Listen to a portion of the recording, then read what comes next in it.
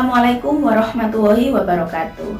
Halo peserta MPLS SMK Wijaya Sukodono.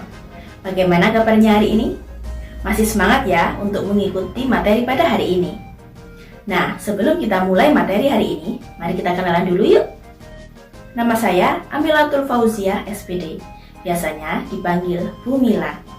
Di video kali ini, Bu Mila akan menjelaskan materi tentang kepramukaan. Siapkan alat tulismu dan jangan lupa untuk mencatat hal-hal penting yang terdapat dalam materi. Pramuka merupakan singkatan dari Praja, Muda, dan Karana, yang berarti rakyat atau generasi muda yang suka berkarya. Sejarah Pramuka bermula dari kepanduan yang dibentuk oleh Robert Stephenson Smith Baden-Powell pada tahun 1907 di Inggris, sehingga beliau dijuluki sebagai Bapak Pandu Dunia. Beliau juga menulis sebuah buku yang berjudul Scouting for Boys, yang berisi tentang pengalaman-pengalaman di alam terbuka. Awal mula kepanduan di Indonesia berawal ketika Belanda menjajah Indonesia. Belanda membawa gagasan Robert Baden-Powell dengan nama kepanduan Nederland-Indische Padvinders Vereniging, yang artinya Persatuan Pandu-Pandu Hindia Belanda.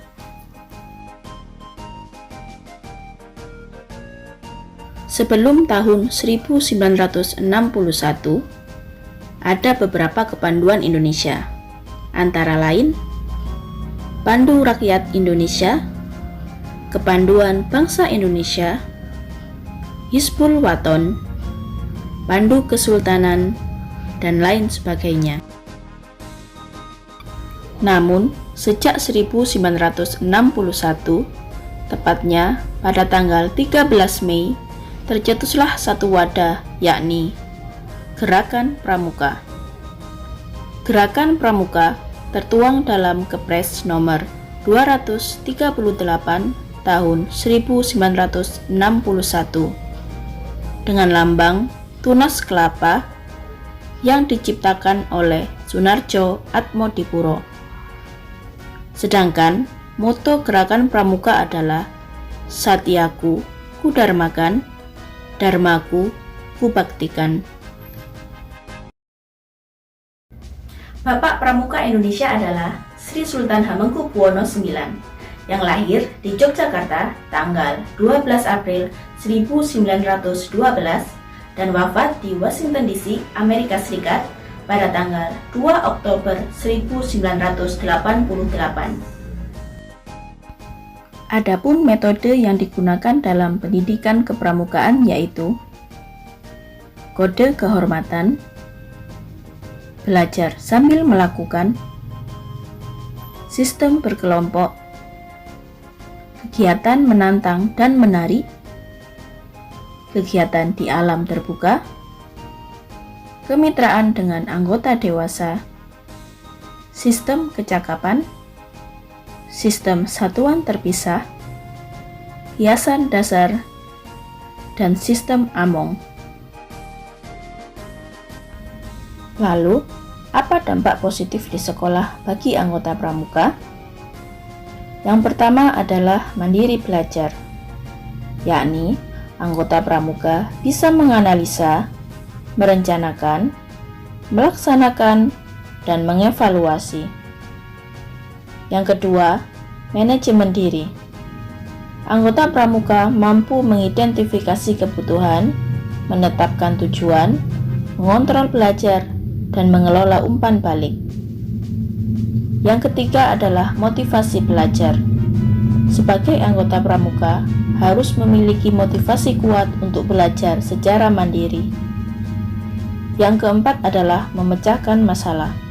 Anggota pramuka memanfaatkan sumber belajar dan menggunakan strategi belajar untuk mengatasi hambatan belajar. Yang kelima yaitu taat aturan. Anggota pramuka memiliki kesadaran untuk taat aturan di sekolah. Yang keenam adalah disiplin waktu. Sebagai anggota pramuka, mampu memanfaatkan waktu dengan baik sehingga tidak mengganggu proses belajar. Dan yang terakhir adalah disiplin berpakaian. Sebagai anggota pramuka, mampu membuat jati diri lebih baik dengan tidak sembarangan dalam berpakaian.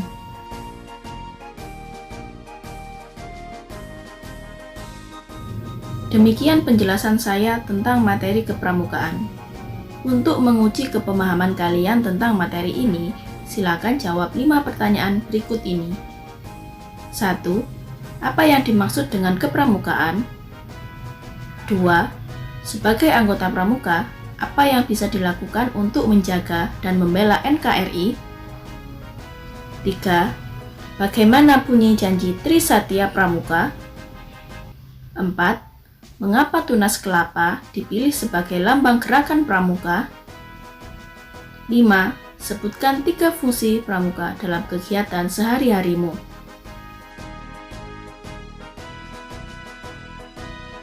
Sekian yang dapat saya sampaikan. Semoga materi ini bermanfaat bagi kita semua. Jangan lupa untuk selalu menjaga kesehatan dengan makan dan minum bergizi, serta patuhi protokol kesehatan dimanapun kalian berada. Pakai maskermu dan cuci tanganmu. Sampai jumpa.